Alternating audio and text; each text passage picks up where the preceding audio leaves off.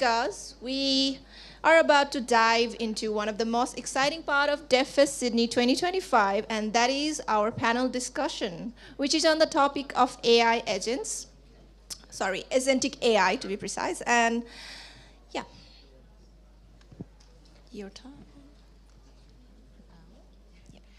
That's right. Today we are exploring how AI agents are changing the way we build, work, and create, from automating workflow to making smarter real-time decisions. And joining us, we have amazing lineup of panelists who are not only expert in AI, but also shaping the way businesses and developers approach the next era of intelligent system. Right. First up, we have Yash Mehta, a consultant at Vivanti and a Google developer expert in AI and ML. Yash has worked across sectors from telecommunication and media to retail and financial services, designing innovative AI, MLOps, and cloud solutions. He's deeply passionate about building a scalable system that helps organizations truly unlock the power of AI. Please join me welcoming Yash Mehta. Please join us on the stage.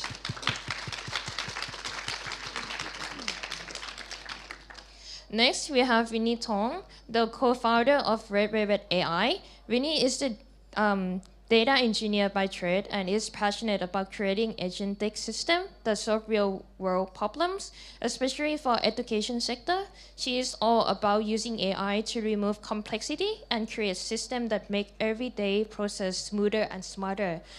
Please join us in welcoming Winnie Tong to the stage. Yay. And joining them, we have Ima Mary, the founder of AI an AI strategist and financial chief AI officer. Sorry. Oh, sorry. I meant it's AI.io. An AI strategist and financial chief AI officer.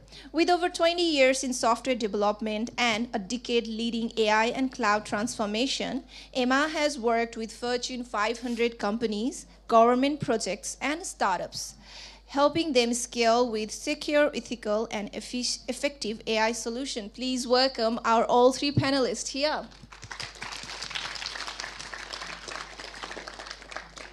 And to guide this discussion, we have none other than Gaishan Mananda, senior software engineer at Simple Wall Street and Google developer expert for Crown, who has been helping lead and grow the GDG Sydney community for years. Welcome, Jason Mananda. Yeah. All right, the stage is yours. Check. Oh yeah, this is good. My water's in place, so we can start. Oops. Yep. Am I still audible? Yeah, I am. Thank you. I can't say welcome everyone. I hope it has been a very good day. We have put in a lot of effort as organizers to get this organized. I guess one of the differences of this conference, if you have noticed, would have been the number of female speakers. We have put an effort to have 65% plus female speakers. The initial plan was to get a bit more, but yeah, it ended up being at least 65% plus from my last numbers. Yeah, as introduced, I'm Yash Mehta. I've been helping out with GG Sydney for a couple of years now. I guess we can directly go into the agenda. How we're going to run this is, first I'm going to ask a couple of questions to each one of our amazing panelists, and then I'm going to open the floor to all of you, whoever wants to ask questions. Agentic AI agents, Gen AI, I guess these guys are experts in those fields, so you could go on. Probably my first question to Ima. What's the difference that you think is between agentic workflow and AI agents? Agentic workflow is an AI system that is non-deterministic, and it's designed to make decisions on its own. Uh-huh. So it's a good example of that. It's those systems that you provide your information about your travel destination and the day that you want to travel, yep, and your convenient time, and you give that permission to AI to decide the time slot that works within that time frame, and it does the whole booking for you based on the pricing, everything that you define in the beginning. But how actually, for example, like if you say that between 10 a.m. to 4 p.m. time, so that's the AI go by itself and decide and book that time slot in between that time frame, and does that autonomously by itself. But AI agent is a smaller program in compared to agentic workflow. Okay. That it also does some level of autonomy, but it has a specific set of tools that you define for that AI agent that goes and does take those tasks and complete those tasks for you.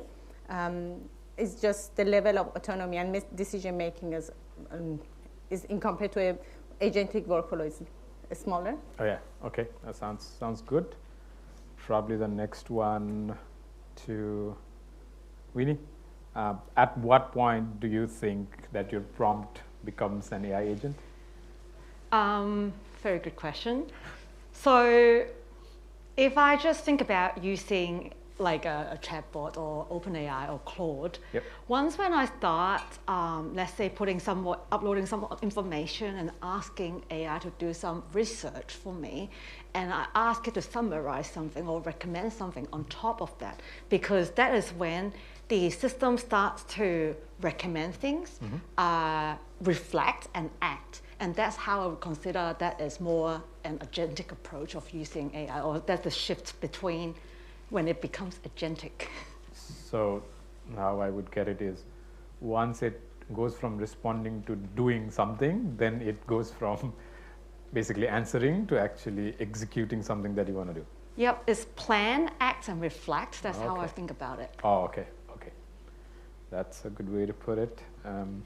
For Yash, yeah, this might be fun. Now, how do we separate the hype that's created the news of all of these GenAI, agentic AI agent stuff from the reality, like from the main thing? I guess like the hype is here, but what actually happens is somewhere in the middle, not really at the bottom. So what would be your way to actually kind of separate the signal from the noise? Given that we are at a dev fest, try it out. The first way to filter out noise from the hype is try it out yourself. Give it a shot. Be it the most basic application that you can think of. Unless you try it out, there's no way you can figure out what's real and what's hype just by reading an article. That's a very good way to put it. I'll come back to Ima. Oh yeah, do you use any AI agents in your work right now? Yep. If you do, then what are they and what do they do? Yes, we do. One of the main use cases we use it for data enrichment.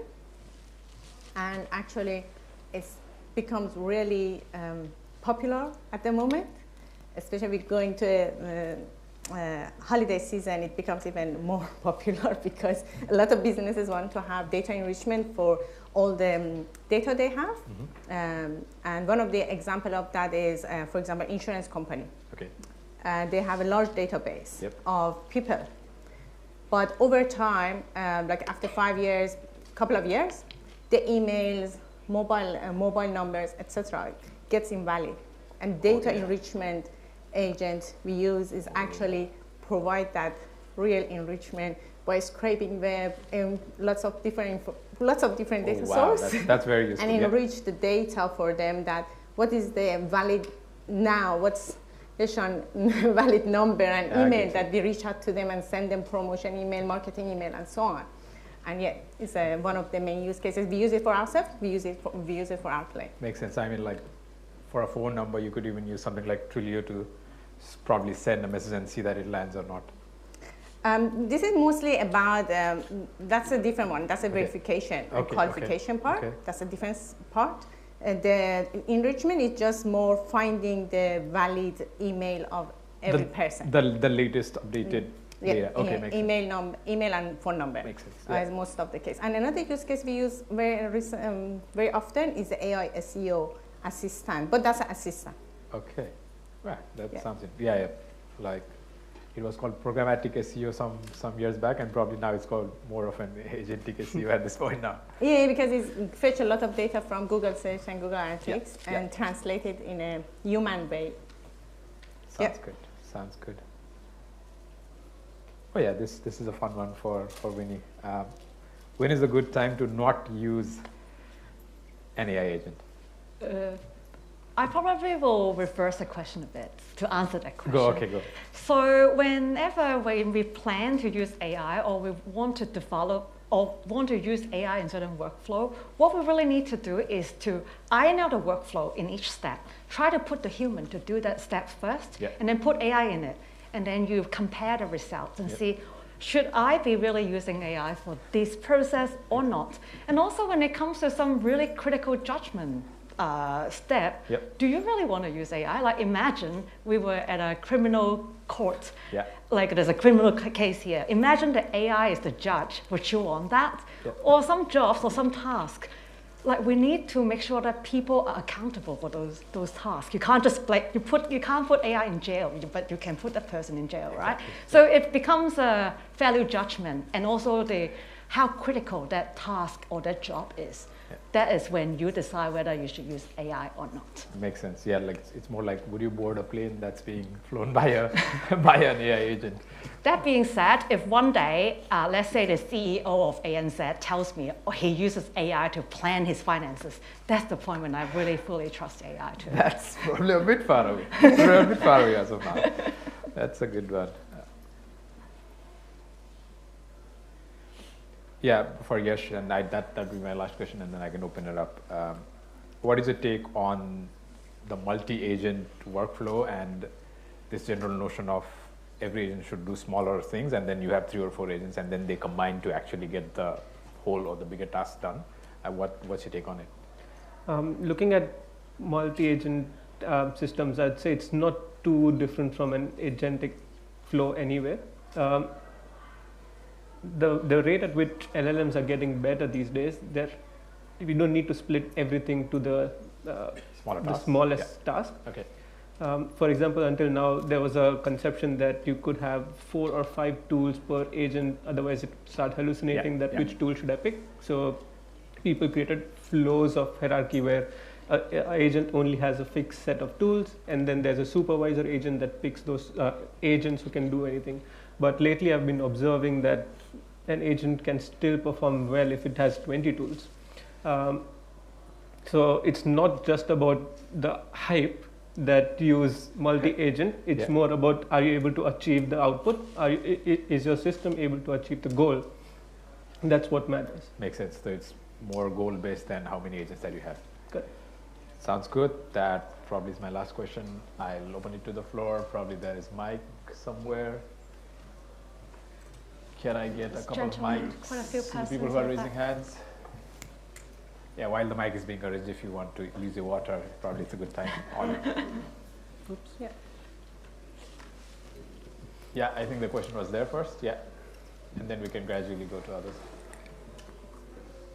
There. Yeah. Yeah, if you want someone specific to answer your question, you can. No, it's for everyone. Yeah. So, yeah, my name is Biswa, and my question is, it all started in 2022 when actually the ChatGPT launched with their first chatbot. Then in 2023, it was the agent of prompt engineering. 2024, it's like a multimodal. 2025, agents. What do you foresee? What will be what technology? What thing that you foresee will be in the future? In the 2026, what do you think that will be a buzzword or something we will be looking forward to? Whoever has the silver ball can answer. I can answer. I hope that my hypothesis becomes true as well. I think as a next step right now, when we use LLM or OpenAI, it doesn't matter which model you use. Right now, it's still in a digital world that is not tangible. I think as a next step, it's gonna be in the physical world. For example, there are a lot of research that has been done, not research, actually happening, autonomous vehicle, using LLM to predict and then control the vehicle as well. And I was imagine that for a lot of people, let's say people who need like with disabilities, need more help, and I do think that that will be the next step for in a very near future that is going to be happening between LLM and the physical world. Anyone else wants to?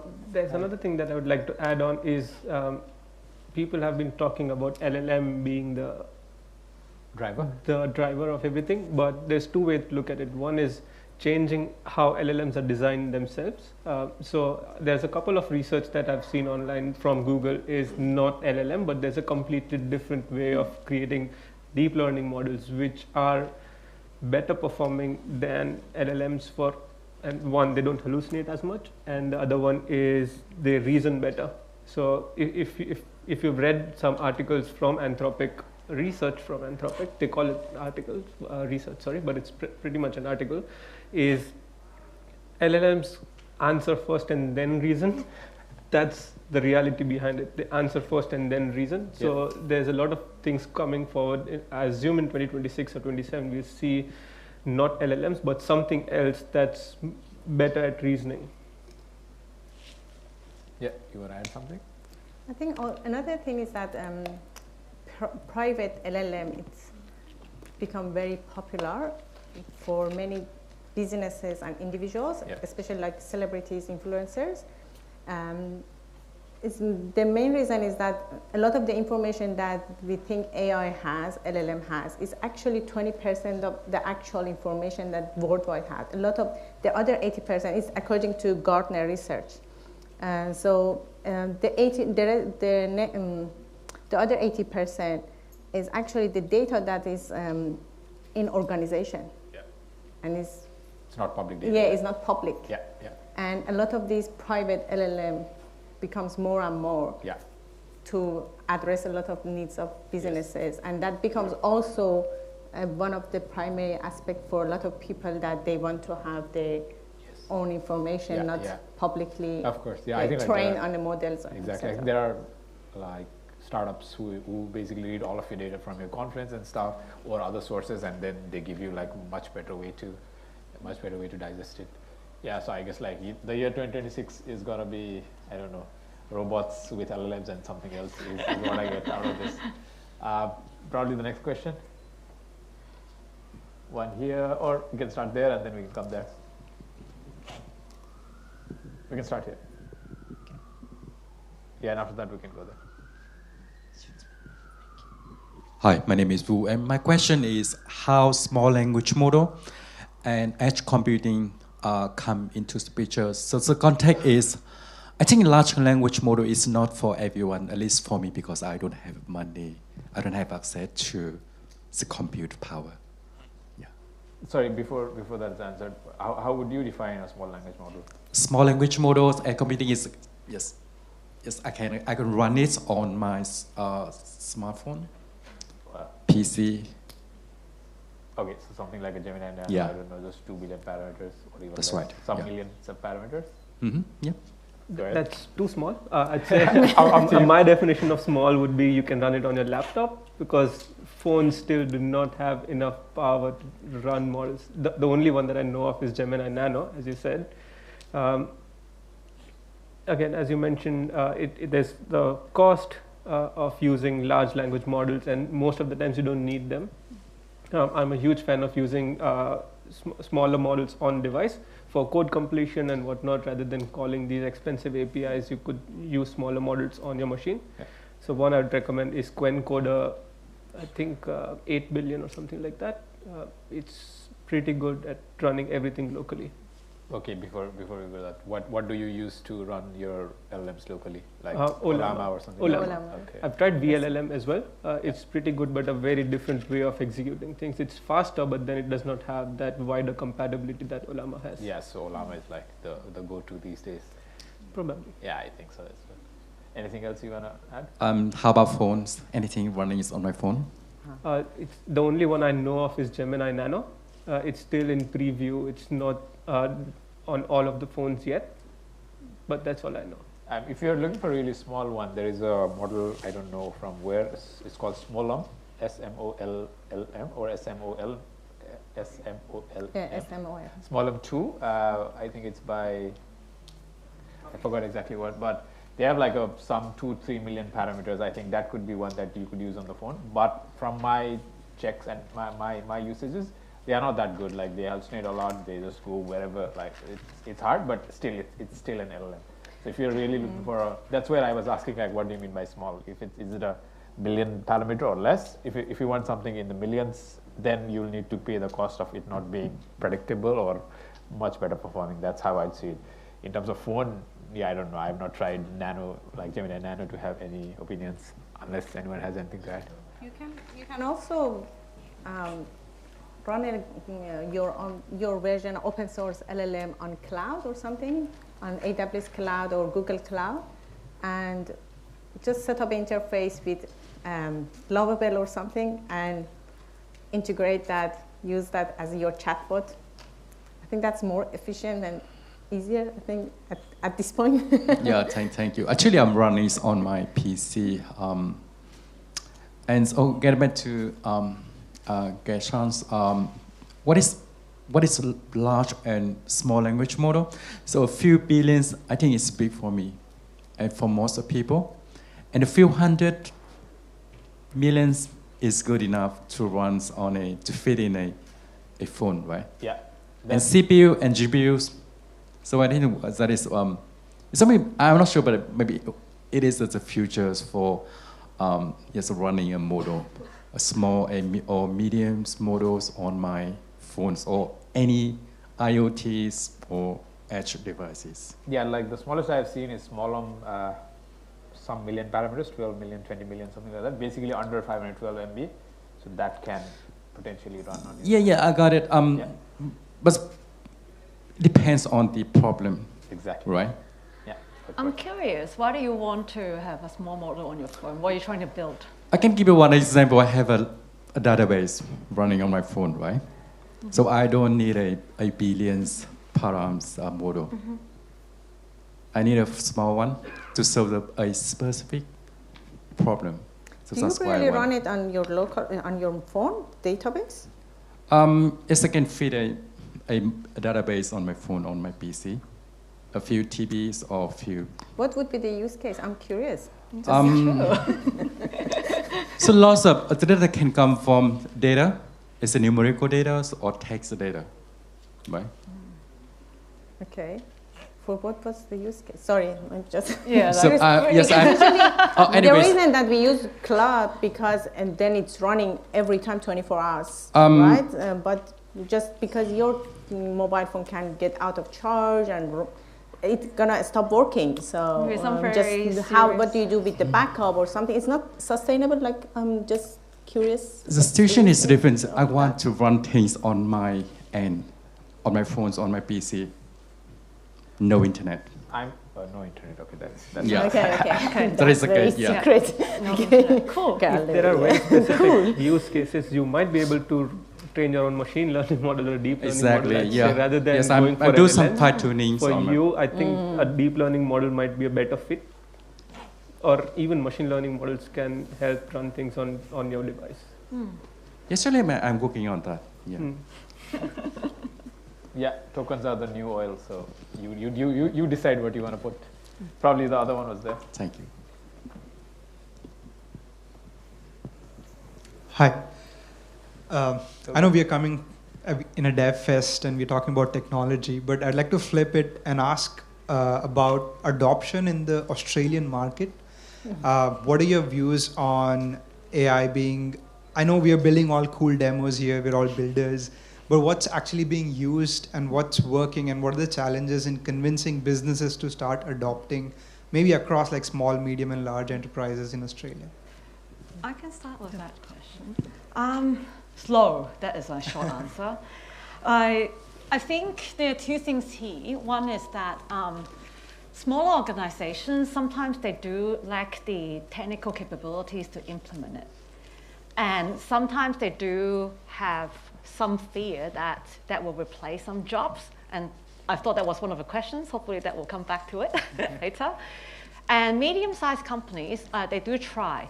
But like often that there's a learning curve for the current engineers to try to apply AI in the current workflow. And also the other question is like, how are we going to test the result of it? Do they have the capability to build that? Large organizations, I think a lot of them are really trying to implement or try to retrofit AI in whatever efficiency they could find. So, but if we compare Australia to the US or China or Singapore, it is rather slow. Any other thoughts? You're in the consulting space. Yes, I was coming to that point. So being in consulting, I've worked with a fair few organizations trying to adopt AI. The biggest challenge I've felt is evaluations. It's something that's very hard to prove that a non-deterministic agent can produce somewhat deterministic outputs. That's the biggest challenge. What about the data?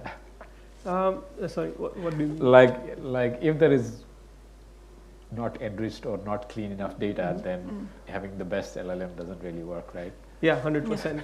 I think a lot of organizations still haven't reached that maturity where they can enrich their outputs with AI. And the other thing is, will my AI or my agent expose my private data or sensitive data to the end users? But there are ways around all of that. The hardest one to crack from my perspective is evaluations. So given we crack that technical problem, there are enough use cases that you're saying like, oh, we want it for here, there, and all of that. That articulation of where AI applies is kind of okay in the business space? Yeah, I've seen fairly code adoption from organizations, at least trying to do something internally first and then trying to expose it for the end users. Thanks. Anyone else wants to add anything? Yeah, I can add on that. It's at AI Point, I work with a couple of businesses in Australia and US. We did the integration with OpenAI last year, for example. We were doing an API integration with OpenAI, and majority of the Sydney or Australia-based project was around that. But in Australia, in US, we were building like AI assistant, AI agent. It was like quite ahead. And the reason is that because they are very clear about their business goal, and they can really grasp that like the value of the technology. And obviously because the market is bigger over there. So it's just if they don't go ahead and implement that, someone else gonna beat their business.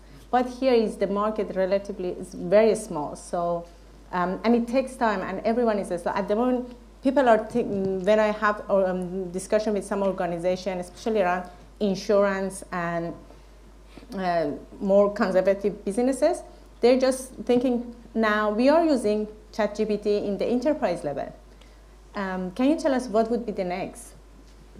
But you know, my question is just for myself after that discussion is that seriously, like with so many news around AI, there are a lot of things that we could do to leverage AI and get AI work for us, and improve what we using, because they have a lot of data. And they can, with the AI agent, not necessarily AI agent, but AI itself, they can do a lot of things in their advantage. But that takes a lot of time, a couple of months, rather than weeks. Yeah. Hey, my name is Anu. So Winnie and Ima, I had a look at both of your websites. So the use cases that you are solving, it's pretty cool, pretty good. Someone asked about was mentioning about the evolution of AI. I think AI has been there for quite a long time. The difference in the last couple of years has been, previously we had a lot of control in controlling how the AI works, right? There were machine learning engineers. With the evolution and introduction of generative AI, things have changed a lot.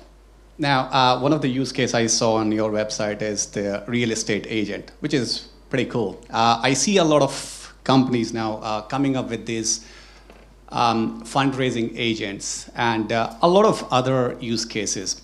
I think it is very, very good. However, as a business owner, I want to ask a question that how do you see, because with the evolution of generative AI, I look at the LinkedIn posts, 80 to 90% are Gen AI generated, Gemini or ChatGPT. They are not original. The original content is getting minimized. It is all the repetitive content. How do you think it will be important to capture those original sentiments when you are having a real estate agent, a bot, talking to a person, or a fundraising agent talking to a person? After a amount of time, 6 months, 12 months, I don't know how much, the data or the sentiments that are being generated by the agent, it's going to be repetitive. How important and critical is that going to be to have that human in the loop sort of element? So what are the challenges that you see? And as a consultant, that's probably more for Yash. What are the sort of opportunities you see there? So challenges and the opportunities. So I just wanted to hear out your thoughts on that. Regarding that real estate agent, just correct that the usage of that is not about content creation. That real estate agent is, what it does is that detect defects in building. And the problem they have is that they get the inspector and go to the properties and taking photos, what they used to do that. And the inspector gone. So if there was any issue with the house, they have to go fix it and then get the inspector come back, and it might take a couple of weeks. And there is a rule in US, and that's, we built it for US. So is that if the inspector leave the property and there is an issue, they cannot rent it. So the app is that for before the inspector go to the inspection, so the agent actually go, the property owner or someone like that, they go and take a photo and get the defects, etc., detected, and then AI tell them not only do a computer vision and detect defects, but also recommend how to fix them. And that's the powerful part. So it say that, okay, do this, fix this pipe, and etc. And then it give them opportunity that when the inspector comes, they already fix things. That's the agent. So it's not about content creation, and that's the things. A lot of businesses are quite smart. So far, we work with them that they realize that what they want actually that brings them high ROI. Do I have time? Another example? I tell another example that they decided tonight use it. Another example of that was we built an AI market analysis for stock market and crypto. We launched it, we did a beta, and etc. We tested with a lot of investors for that trading company. But the thing is that the investors find it that they don't really care what AI tell them what to do. And also, sometimes it was because it's non-deterministic. So it was, sometimes it was on and off. It wasn't very clear because you try to do the same symbol of ticker, say that what's the growth of prediction of the growth of this ticker and etc. The AI wasn't accurate enough on that, so they decided completely get it out of the market for a while, at that time at least. So that's the thing. So they build it, we built it for them. They used it for a while, I tested, but it wasn't returning any ROI for them. It wasn't valuable to their client, so they paused it. Did I answer the question? Yes. Yes. Next. Go ahead, Yash. Oh wait, let him answer that. Yeah, then we'll come That's to okay. You want to finish? I have more of a question than an answer in this scenario.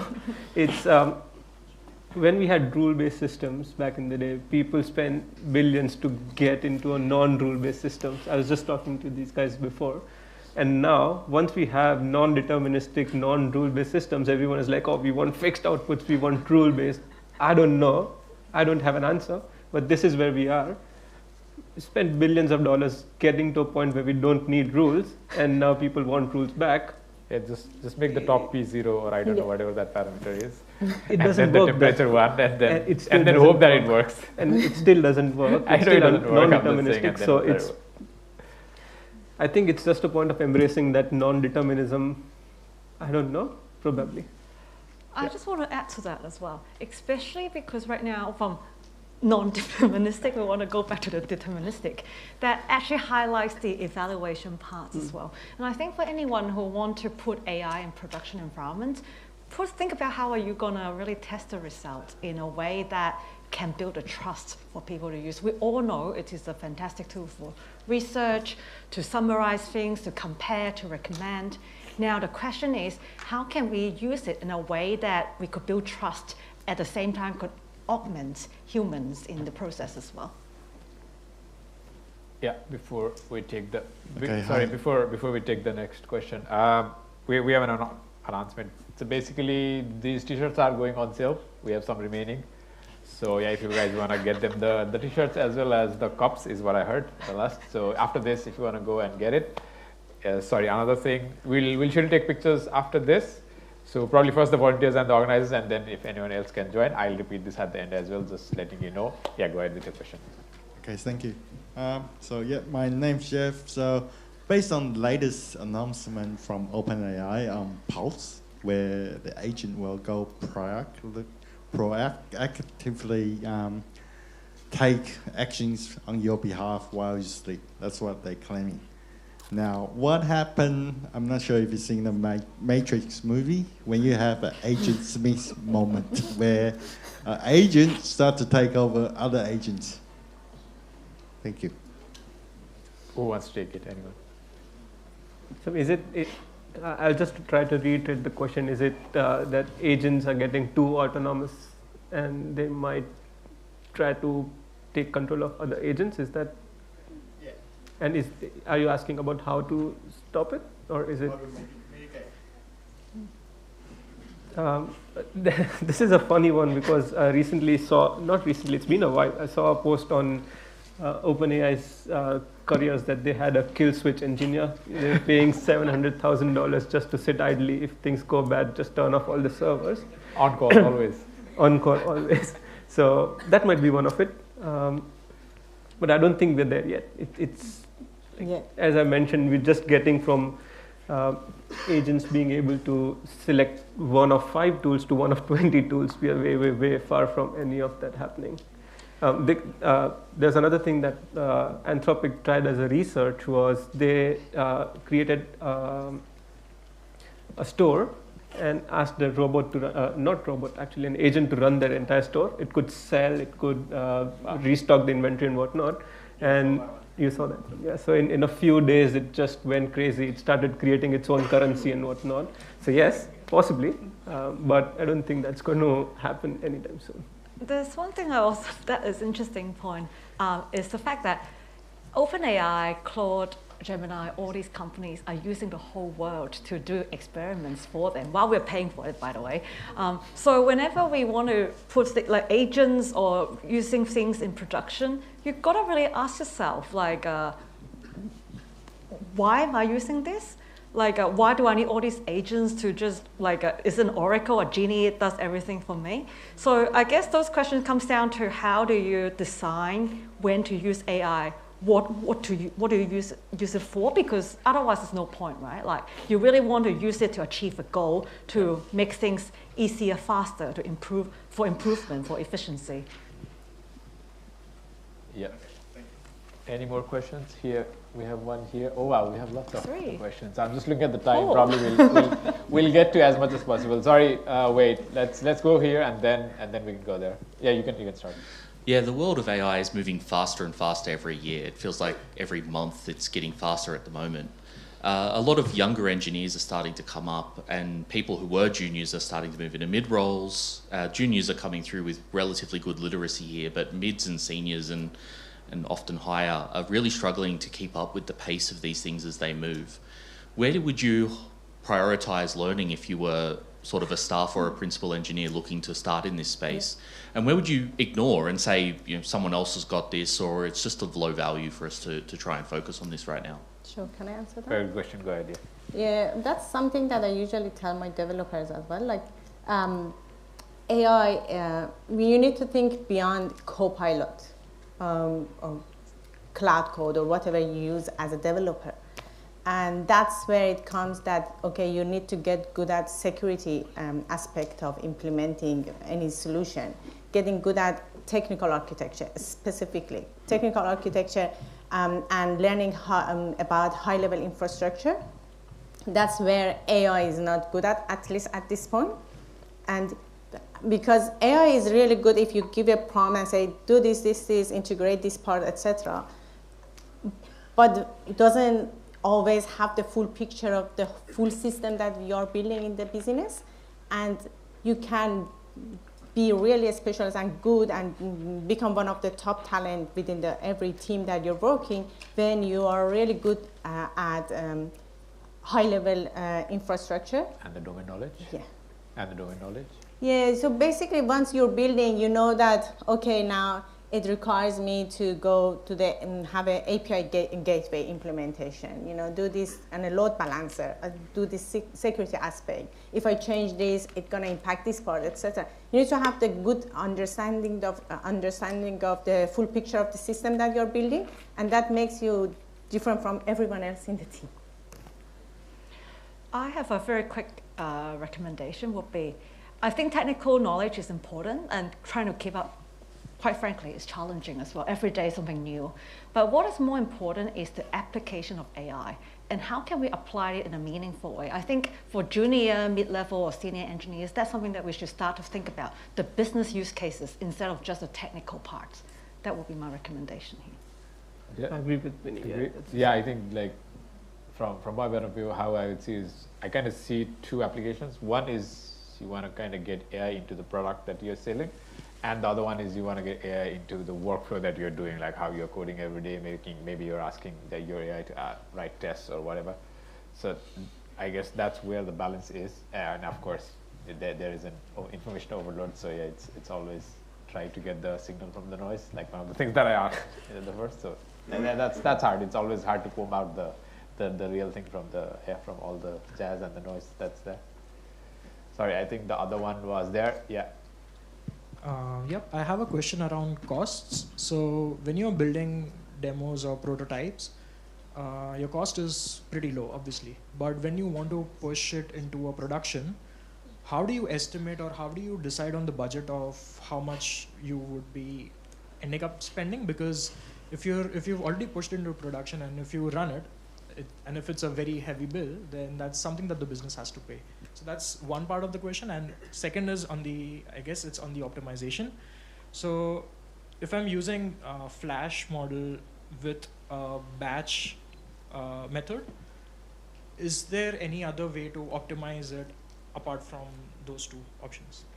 Like providing it with minimum data and then using Flash and batch model. Yeah. How do I optimize? Probably. I can take on the first one. So one is distilling. There's a concept called distilling, where you can distill your large language model into a smaller language model.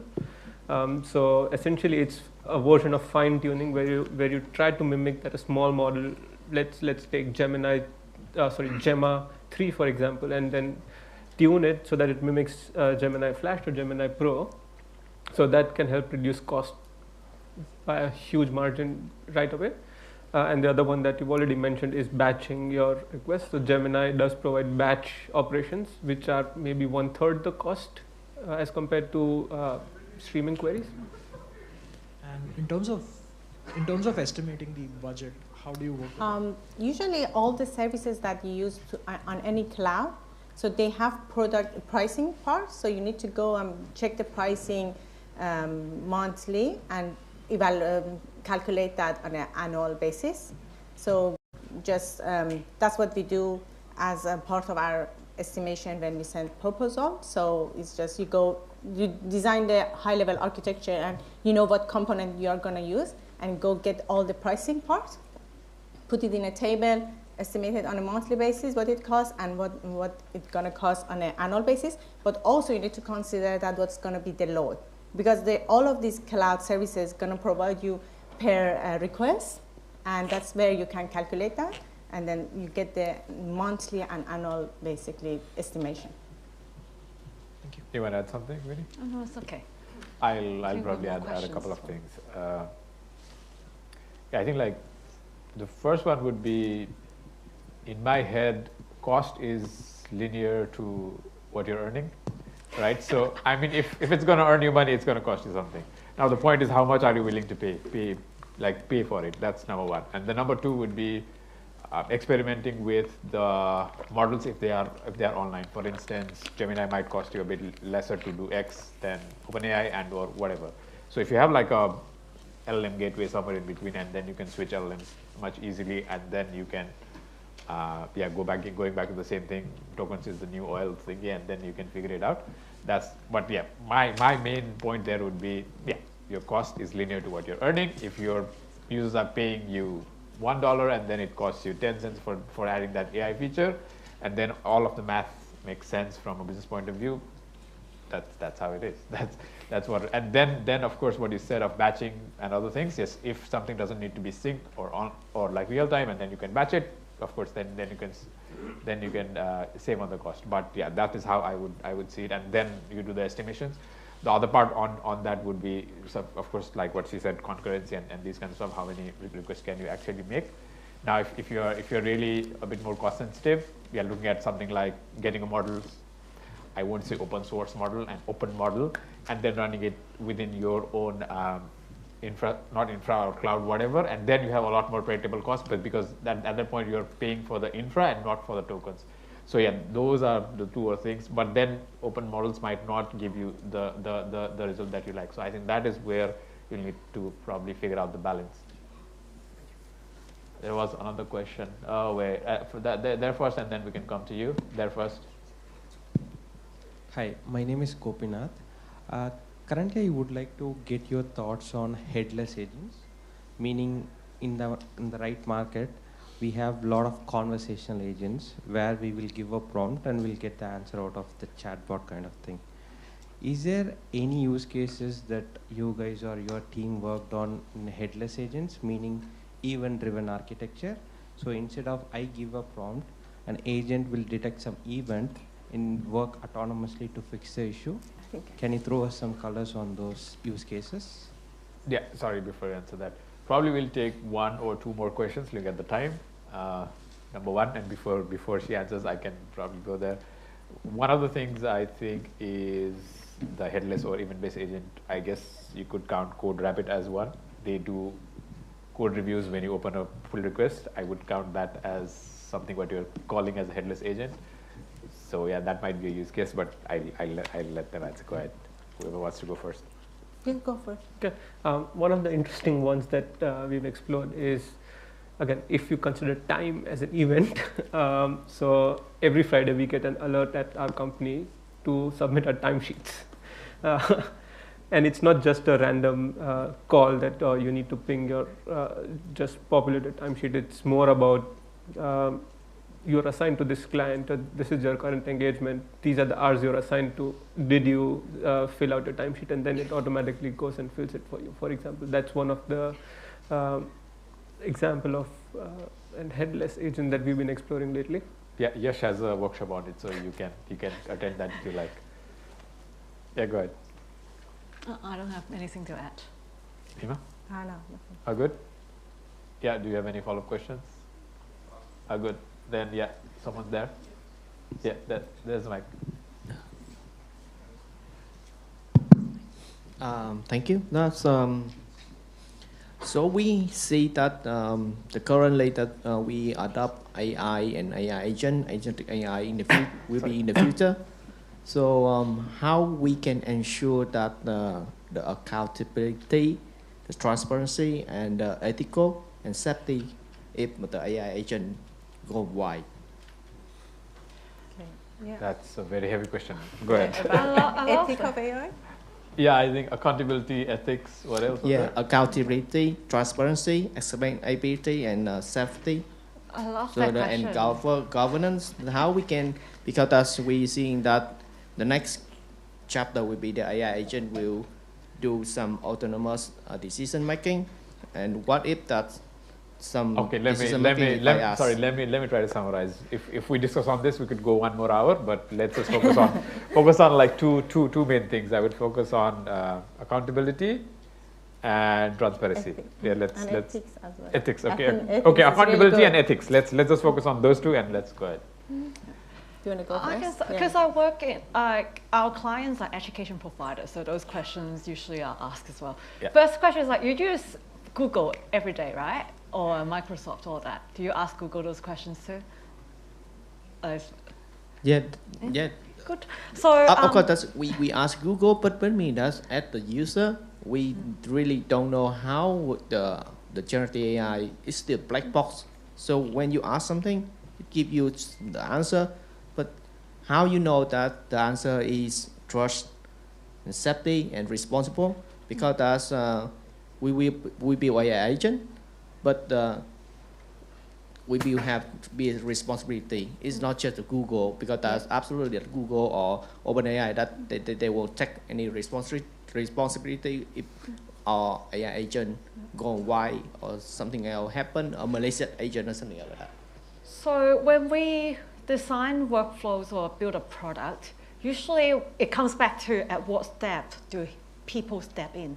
That's why when we build all these processes, we really need to make sure that humans are in the loop. And the validation part is so important, because the true potential of AI is only realized through the context of use. So in terms of transparency, I think when it comes to building like agents or systems, make sure that like people know how information is being shared and what kind of information is being shared.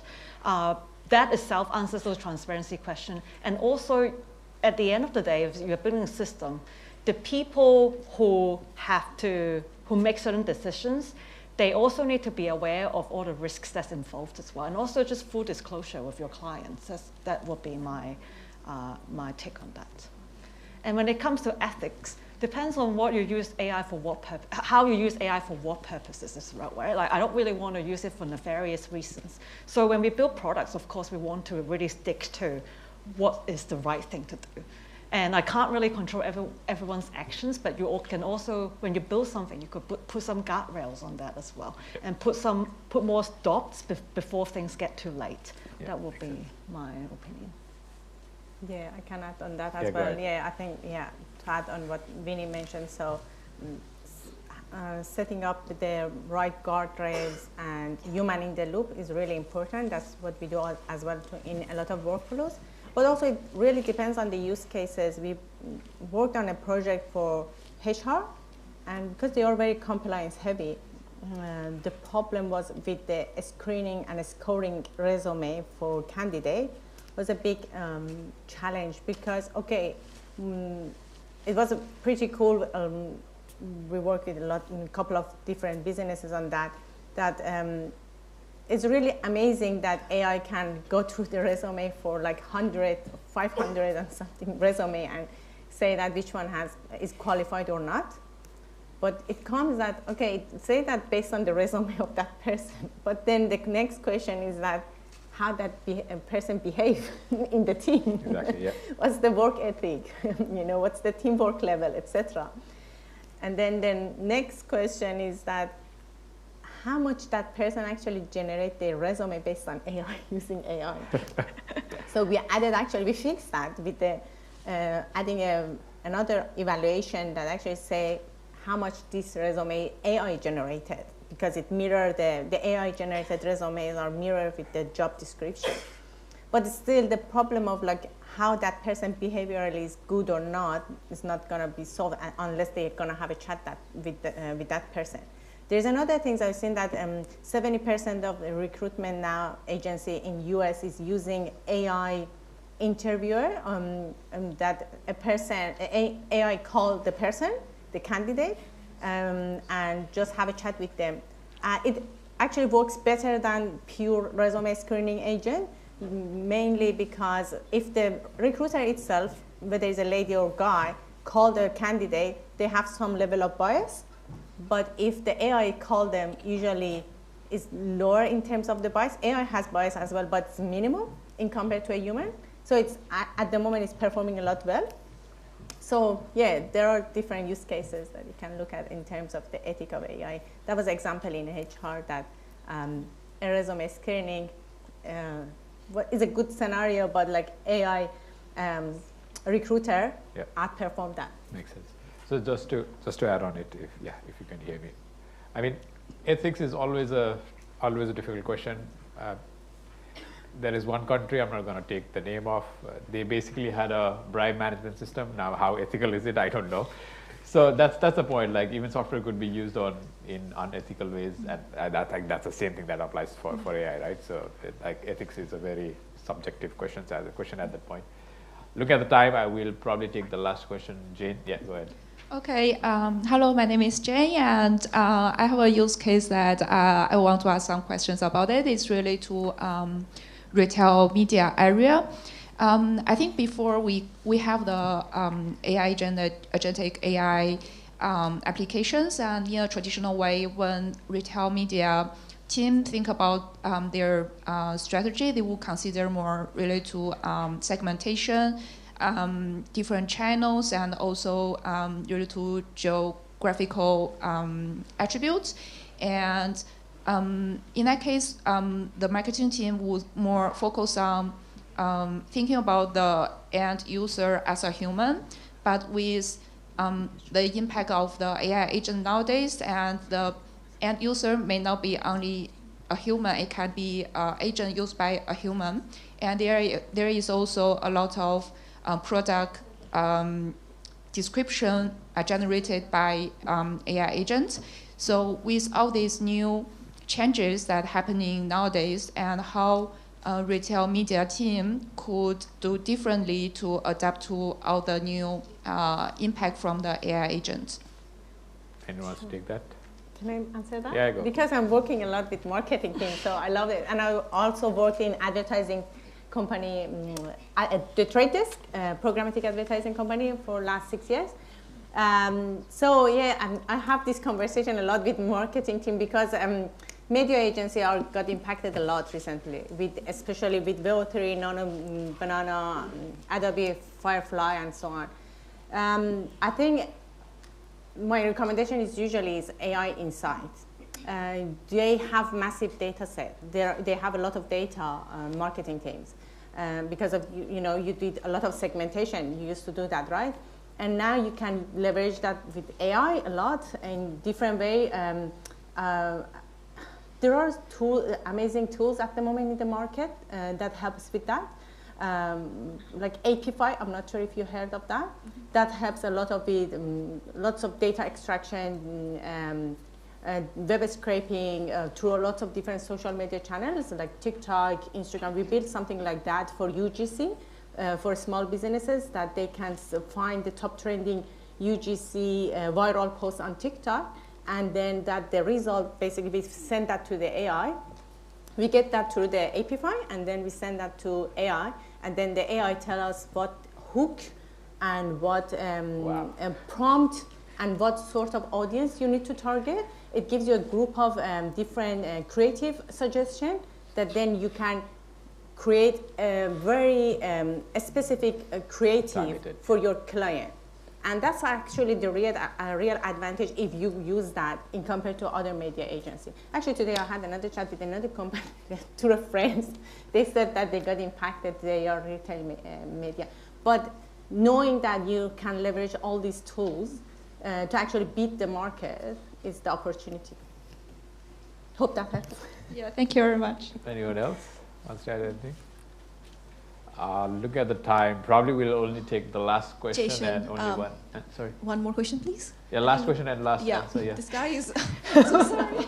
Sorry, very simple question. Good, and it's, again, like trying to like just on top of your hits, like what is like the most reliable resource for you when it comes to like agentic, the new technologies, in terms of like that puts us in the right frame of mind when we approach agents, like for each of you, if you don't mind.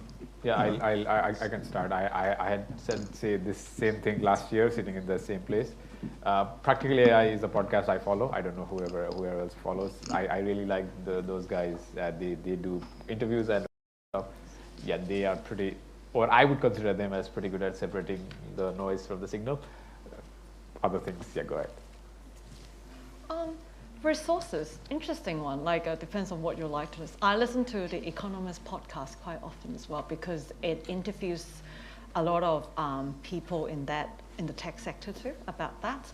But I also quite like to follow, like read research paper and just speak to some friends who are already working in the industry, or just try it yourself, because sometimes you've got to, like, when I look at some of the, like, there's some demo that Google created, I was like, that is so cool. And then when you use it, it's like, there's a expectation reality there. So sometimes it comes down to trying it out and just try to open up your mind and accept that it might not be that great. Certain things might not be there yet as well.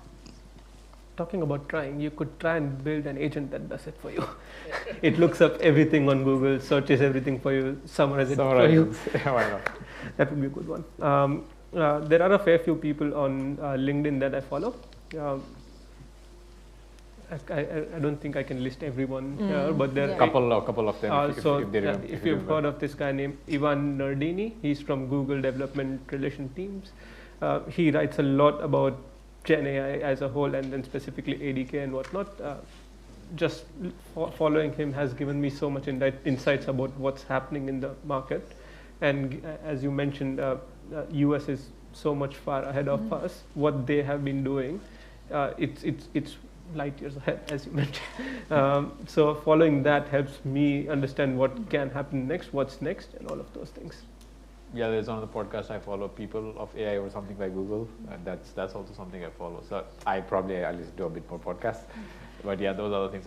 I'm recommending podcasts because they kind of digest the information. They are not there as the news flow in. So because the podcasts are every week or every 2 weeks, they have already digested the information and the controversy that surrounds it at times. And then that's why they have the time to actually separate the noise from the signal. And that's why I'm saying podcast, because yeah, if you go after the news that has just released, it's a fire hose of information, and I don't think you can really make sense out of it. So that's why I am not an AI engineer. I let the AI engineers do their job, and then I get the digested, much gullible format. And that's where, at least for me, that's the reason that podcast makes sense for me, especially for AI news, because it's already at least a week old, and that means all the things that had to be settled, the dust had settled, and then the right things have come out of it, and I just enjoy the fruit. I have an idea since you talk about podcast. Notebook LM. Yeah, that's so just get all the information you want, put it in Notebook LM, and generate. That's still somehow generate. That's the main reason. That's the main thing I use actually, because I usually get documents from. Business, business related one from McKinsey, KPMG, and so on, BCG, etc. So I'll put all those documents every week to a Notebook LLM and listen to the podcast that way. Yeah, that's because just what happened in each industry is important to me, because working with businesses. Because it's overwhelming, the information that's available in the market on a daily basis. That's what I'm saying. That's where my go-to is, just go to Practical AI podcast. They have already listened to everything that needs to be there, and it's already at least a week old, so all the noise has been have settled, the dust has settled, and whatever needs to come out has come out, and that's what I hear, and it's a lot easier than trying to figure stuff out. Okay, we're at 5:03, probably at time. Thank you, everyone. Thanks for the panelists.